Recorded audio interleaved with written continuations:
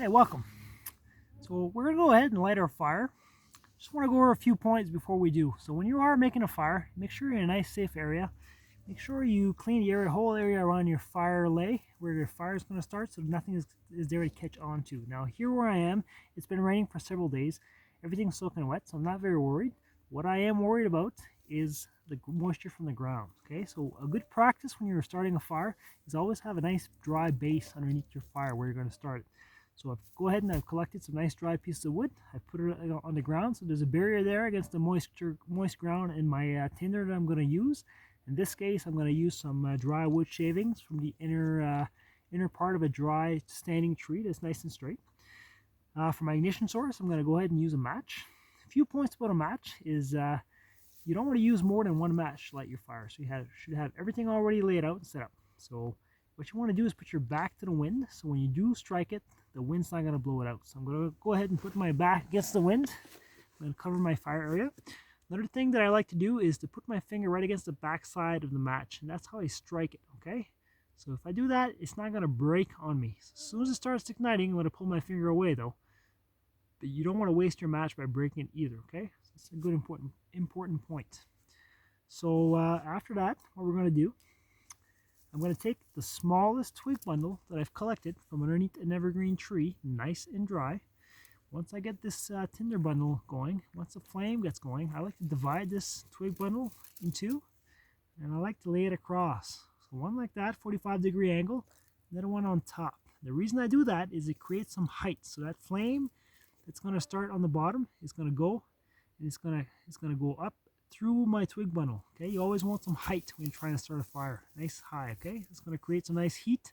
Then I can start putting my bigger twig bundle and bigger, so on and so forth until I got a nice hot fire going.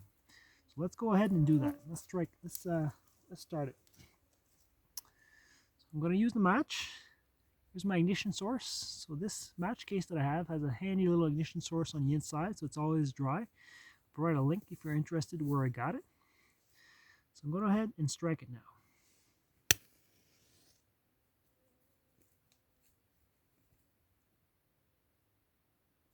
So there it goes. I'm going to leave my match there. Grab my twig bundle. You kind of always got to be gentle with a fire, okay? Just don't smother it out. I'll let it to catch before I drop it in there. The fire needs some space to breathe.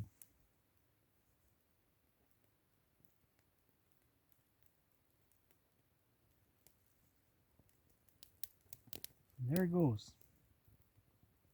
Gently going to start to lay it down on top. Still creating some space in there.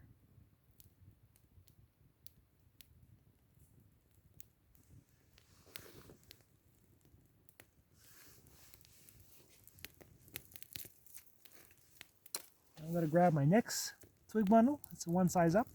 I'm going to get this part ready.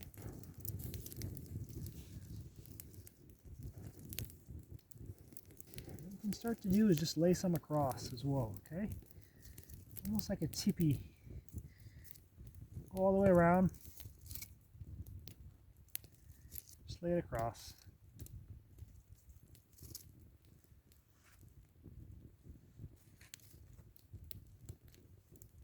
Not too fast. You want to make sure you don't smother it out. The fire is always going to need that nice height to it. You always want to keep going up. Create some height to the fire.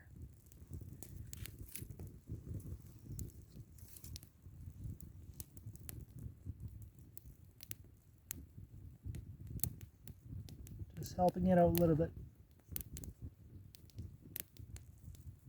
Obviously, like I said, it's been raining here for several days. So you can see that smoke coming off that little firewood there. It's steaming. I'm not too worried about that because my first bundle was really dry. So that heat now is going to get all that moisture that's in those bigger twigs, and it's going to steam it out.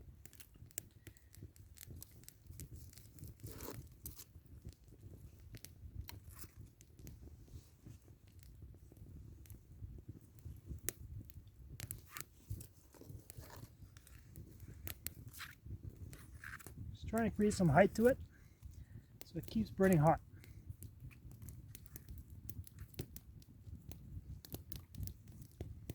And a teepee fire, like I'm doing now, is a great way to do that. Now we got a nice flame going.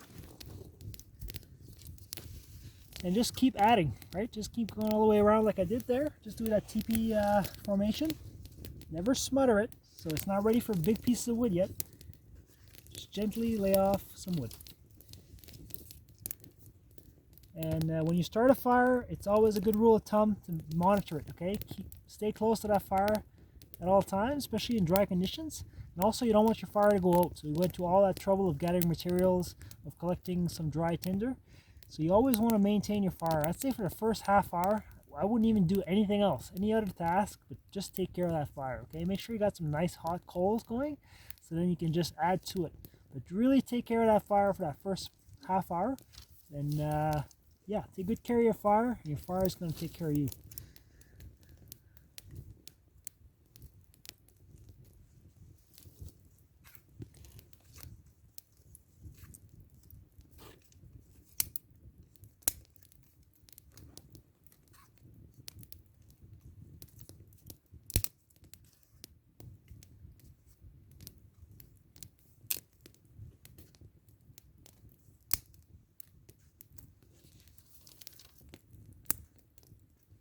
So there it is.